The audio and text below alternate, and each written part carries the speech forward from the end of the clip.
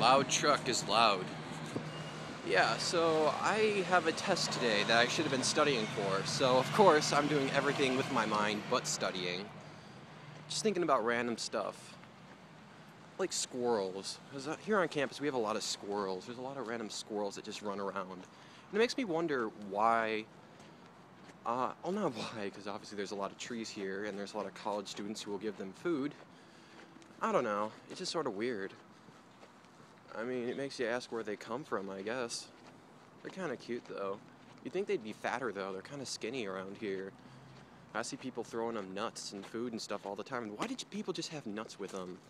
Maybe it's because they know there's so many squirrels and they want to feed them. It's like if you go down to a lake where there's ducks and you have bread and you throw them breadcrumbs. You don't just randomly have bread on you.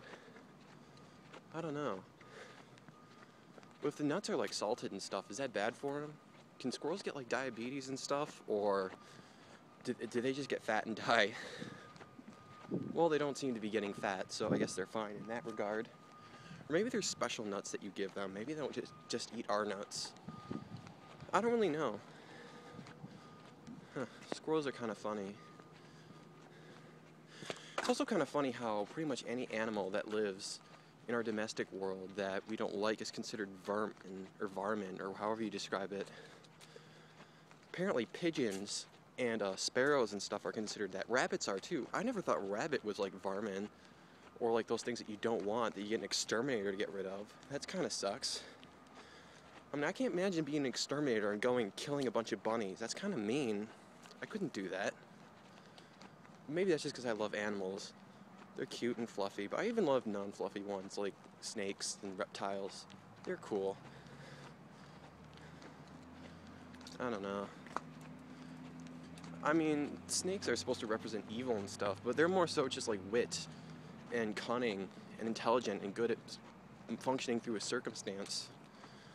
I don't know, maybe snakes aren't really evil. That's just the way that we perceive them, because we see them as dark and mysterious and able to do something that most people can't. So we assume they're evil. But then maybe they are, because we isolate them, and it's our isolation of them that makes them evil.